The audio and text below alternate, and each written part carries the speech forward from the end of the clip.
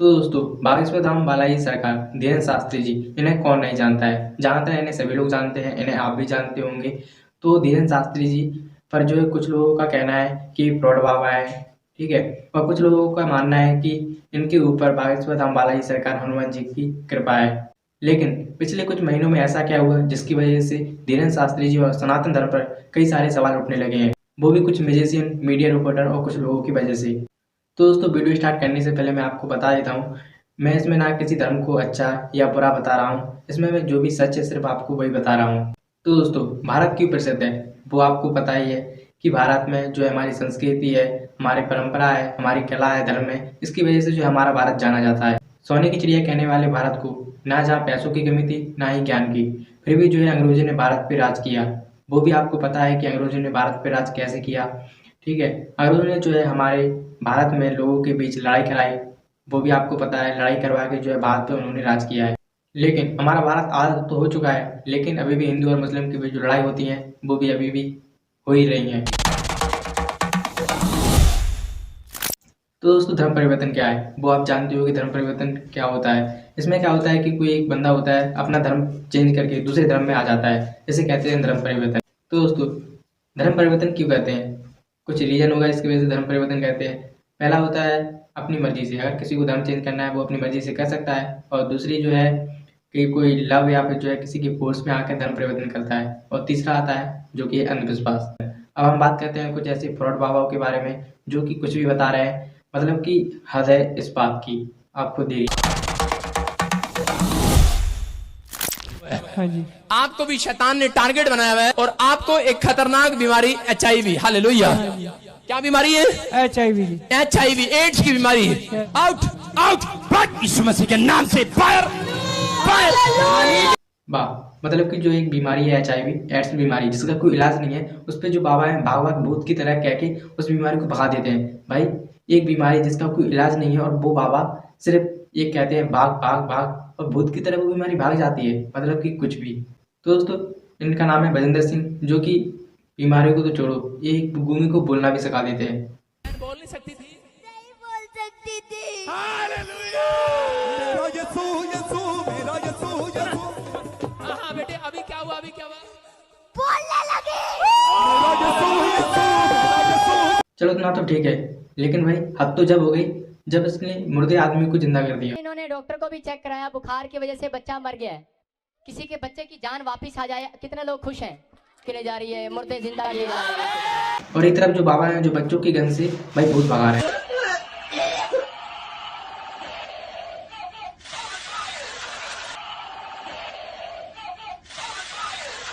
भाई, मुझे और आपको और आम इंसान को बस इसकी जो है बच्चों भरे गन को देख के आपको लगता है कि भाई ये ढोंगी बाबा है।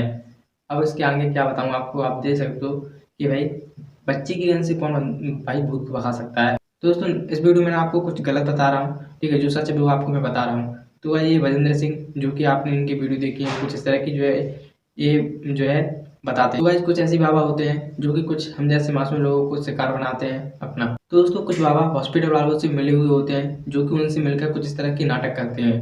तो ये करते क्या है, उससे एक बड़ी बीमारी बता देते हैं, एक एड्स जैसी, कैंसर जैसी बीमारी जो है उससे बता देते हैं, जिससे जो कि कहते हैं कि इसका जो इलाज करना मुश्किल है, ठीक है। कुछ इस तरह से जो कह देते हैं और फिर बाद में जो है कहते हैं कि आपको सिर्फ एक ही शक्ति बचा सकती है।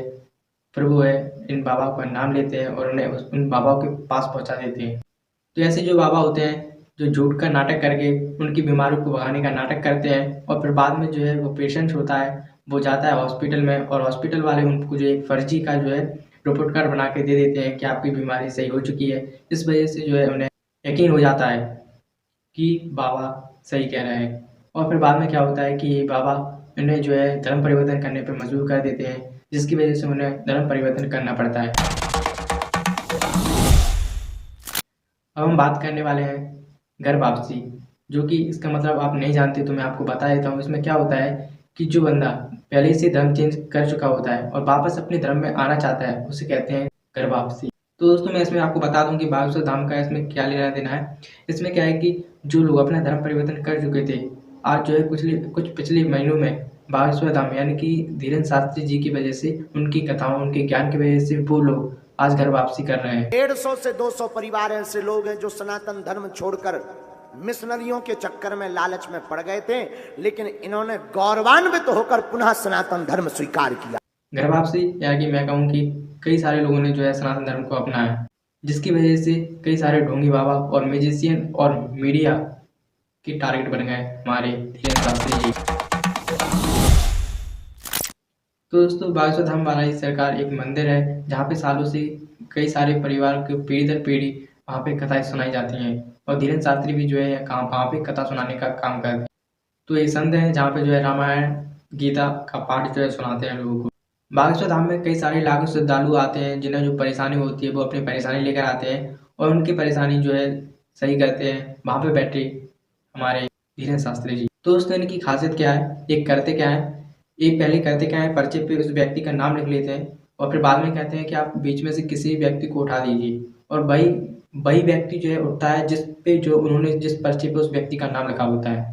ये आप खुद देख लीजिए। अभी तक हम जिनको बुला रहे हैं वो हमारे हो सकते हैं, हम उनको माइंड को पढ़ सकते हैं, उनके माइंड को पढ़ सकते हैं कि ये हमारे हैं या उनसे पहले मिल भी सकते हैं, फिर यहाँ पर चमत्कार प्रस्तुत कर सकते हैं। ऐसा भी हो सकता है, लेकिन ऐसा होता नहीं है। हमने पर्चा बनाए 3, आप व्यक्ति उठाओगे 3, आप ही व्यक्ति भेजोगे और आप ही ये बताओगे कि उस व्यक्ति को कौन सा नंबर पर्चा खोलना है, 3 नंबर का या 2 नंबर का। आप वही बोलोगे पर्चे पर भी और व्यक्ति भी वही उठाओगे जिसके लिए हमने लिख रखा है। और दोस्तों, उनकी कमाल की बात क्या है कि किसी भी व्यक्ति के जाने बिना उसका नाम, उसका पता, उसकी बीमारी, जो भी प्रॉब्लम है, उसके बच्चे की जो भी कुछ भी प्रॉब्लम है, वो एक कागज पे लिख देते हैं और वो सच निकलता है। वो मैंने आपको बता ही दिया है, जो कि इससे कई लोग चमत्कार बताते हैं और कई लोगों से फ्रॉड भी। 100% ये बात गलत है जब कोई आके बोलता है कि मैं पे कोई कृपा है जिसके द्वारा मैं आपका मन पढ़ पा रहा हूं। ये जो लाइन है, ये जो स्टेटमेंट है, ये स्टेटमेंट गलत है, रॉन्ग है। माइंड पढ़ना एक कला। तो दोस्तों, सुहानी साहब जो कि एक इन्फ्लुएंसर है, मैजिशियन है, उनका कहना है कि जो धीरेन्द्र शास्त्री बताते हैं ये वो कोई चमत्कार नहीं है, वो सिर्फ एक ट्रिक है। दुनिया में कोई भी आपका माइंड रीड नहीं कर सकता। आपका माइंड आपकी सबसे ऑनेस्ट, सबसे प्राइवेट स्पेस है। कोई भी दूसरा व्यक्ति आपके दिमाग के अंदर घुसकर नहीं बोल सकता कि ये आप सोच रहे या ये कर रहे। अगर वो कोई करता है तो उसे हम एक आर्ट फॉर्म बोलते हैं, एक कला बोलते हैं, एक ट्रिक बोलते हैं। और अगर कोई उसको बोल रहा है कि नहीं यार ये तो मेरे चमत्कार है या मैं किसी और, मेरे में कोई शक्ति और मैं ये कर रहा हूँ, तो वो गलत है, वो अंधविश्वास है। वो भाई मुझे समझ में नहीं आ रहा कि एक म्यूजिशियन संत स्वामी की जो है इमेज को खराब करने के लिए कई सारे जो है मीडिया के पास जाते हैं, लाइव सेशन करते हैं और जो वहाँ पे स्टेटमेंट दे देते हैं और जो है एक संत की इमेज खराब करने के लिए। एक तरफ स्वामी जी कहते हैं कि माइंड पढ़ना पॉसिबल नहीं है। कोई भी दूसरा व्यक्ति आपके दिमाग के अंदर घुसकर नहीं बोल सकता कि ये आप सोच रहे या ये कर। और वहीं पे जो है ट्विटर पे लिखती हैं कि आपकी खुशी के लिए हम माइंड रीड कर लेंगे, और जब बात खुद पे आती है तो वहाँ पे जो है हम माइंड रीड कर लेते हैं, और जब बात स्वामी जी पे आई तो कहने लगती हैं कोई भी आपका माइंड रीड नहीं कर सकता। लेकिन खैर छोड़िए, स्वामी जी जो आप कहती हैं और जो स्वामी जी कहते हैं उसके बीच काफी अंतर है। कठिन तो है ये थोड़ा, बहुत हाँ, ज्यादा फिर अब कंप्यूटर बाबा हूँ ना तो कठिन तो रहेगा ना। सर होना भी चाहिए, होना भी चाहिए। कठिन आता है, चैलेंजेस आते हैं तो हमें भी अच्छा लगता है। जी। कोशिश करेंगे इसे करने की।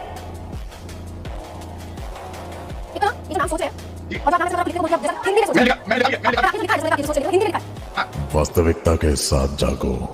हम पहले पर्चा लिख लेंगे, जिनको हम अभी तक बुला रहे हैं वो हमारे हो सकते हैं, लेकिन आप जिनको लेकर के आएंगे उसी का पर्चा का प्रश्न लिखा। खैर, स्वामी जी को एक्सपोज करने के लिए स्वामी एंड मैसेजियन के बाद एंट्री होती है श्याम मानवी। चमत्कार का प्रयोग प्रदर्शित कर अगर कोई आर्थिक प्राप्ति करता है तो सीधे सीधे कानूनन अपराध है। और महाराज जी दावा करते हैं कि वो अपने भक्तों का नाम अपने आप जानते हैं, उनके पिताजी का नाम जानते हैं, साथ में केवल इतना ही नहीं तो उसके साथ में उनकी उम्र वो बता सकते हैं और उनके मोबाइल नंबर बता सकते हैं। भक्तों के घर में कौन सी चीज कहाँ रखी है ये भी वो बता सकते हैं। ये दिव्य शक्ति है, इसको इंट्यूशन कहा जा सकता है, टेलीपैथी कहा जा सकता है, और कहीं भी जाकर देखने की क्षमता, इसको क्लेरोवेंस कहते हैं। दुनिया में आज तक ये सिद्ध नहीं हुई, तो ये चमत्कार है। ये चमत्कार वो कर बताने का दावा करते हैं, उनके वीडियोज में सब जगह उपलब्ध है और प्रचार प्रसार कानून अपराध है, तो इसके आधार पर उनको सीधे सीधे ये कानून की धारा लागू होती है। भाई यहाँ पे मैं किसी को गलत नहीं कह रहा हूँ, लेकिन पहले जो जितने भी बाबा थे यहाँ पे मरे को जिंदा कर रहे थे और गन से जो है भूत को भगा रहे थे, भाई यहाँ पे जो टारगेट हो रहा है सिर्फ हिंदू संत को क्यों कर रहे हैं? भाई यहाँ पे स्वानी सा और कई सारे म्यूजिशियन जो कि मीडिया के पास जाके अपना स्टेटमेंट दे रहे हैं। अगर अफवाह ही फैलानी थी तो धीरेन्द्र शास्त्री जी से पहले कई सारे बाबा आए थे, उनकी अफवाह क्यों नहीं फैलाई? अब भाई जो धीरेन्द्र शास्त्री जी को कई सारे लोग जो है ना मानने लगे हैं, इनकी वजह से कई सारे लोगों का जो है धर्म परिवर्तन वापस जो हो गया है, घर वापसी हो गया। दोस्तों जो हमारे धीरेन्द्र शास्त्री जी हैं अब जो है सनातन धर्म को जो है जोड़ रहे हैं। भाई धीरेन्द्र शास्त्री जी ऐसा कभी नहीं कहते कि मैं भगवान हूँ, मेरे अंदर कोई पावर है, ऐसा वो कुछ भी नहीं कहते। हमारे पास कोई मशीन नहीं है, ना हम कोई मन पढ़ने वाले माइंड रीडर हैं। हम तो अपने इष्ट के सेवक हैं और अपने शास्त्रों के सच्चे साधक हैं। उनके आधार पर जो हमें गुरुजी ने प्रेरणा दी, जो हमें इष्ट प्रेरणा देते हैं, हम वो लिख देते हैं। सच निकले या झूठ, वो व्यक्ति की श्रद्धा और बालाजी की कृपा। न आप कुछ हो न हम। अब बात आती है अंधश्रद्धा से नुकसान की।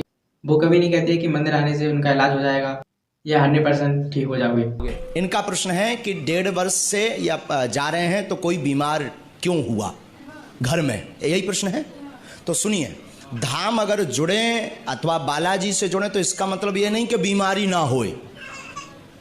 हम खुद दूसरा आशीर्वाद दे के जाओ तुम्हारा भलो हो जाए, तुम जिंदा रहो, हमें खुद एक दिन मन ने उनको श्रृंगार देते रहिए। हमारे बालाजी कह गए कि जो ठीक हुई है समय लगे, पूर्ण आराम नहीं पर 40% हम मंत्र चिकित्सा में अपने बालाजी से प्रार्थना कर देंगे। धीरेन्द्र शास्त्री ऐसा कभी नहीं कहते हैं कि अस्पताल का इलाज छोड़ दो, ऐसा इससे कुछ नहीं होगा। भाई वो तो कहते हैं कि अस्पताल का इलाज कंटिन्यू रखो। लेकिन धीरेन्द्र शास्त्री ऐसा कभी नहीं कहते हैं कि उन्हें दान चढ़ाओ, उन्हें जो भी है कुछ पैसे दो, ऐसा वो कुछ नहीं कहते हैं। दान में आया पैसा वो सीधा जो है उन्हें सोशल वर्क में लगा देते हैं। 121 गरीब बेटियों का विवाह बागेश्वर धाम की दान पेटी के रुपयों से करवाया जाएगा। सब कोई मंदिर बनवाता है, हमने सोचा हम मंदिर नहीं, हम कैंसर हॉस्पिटल बनवाएंगे। मेरा मानना यह है कि धीरेन्द्र शास्त्री जो कर रहे हैं उन्हें वही करना चाहिए। एक संत का काम होता है अपने ग्रंथों, अपनी संस्कृति के बारे में जो अपने यूथ को बताएं, भाई वो वही काम कर रहे हैं। अगर बात आती है चमत्कार की, तो भारत में ऐसी कई सारी जो है मंदिर हैं, कई सारी जगह हैं जहाँ पे ऐसे चमत्कार होते हैं और वहाँ पे जो है ऐसी कई सारी चीज़ें हैं जिसका जवाब ना तो साइंस के पास है ना ही हमारे पास। भारत जाना जाता है अपने कल्चर की वजह से। तो भाई बस आज के लिए इतना ही। अगर आपको वीडियो पसंद आए तो वीडियो को लाइक जरूर कीजिएगा और चैनल पर नए चैनल को भी सब्सक्राइब कर लीजिएगा। ठीक है, मिलते हैं एक नेक्स्ट वीडियो में, तब तक के लिए बाय बाय।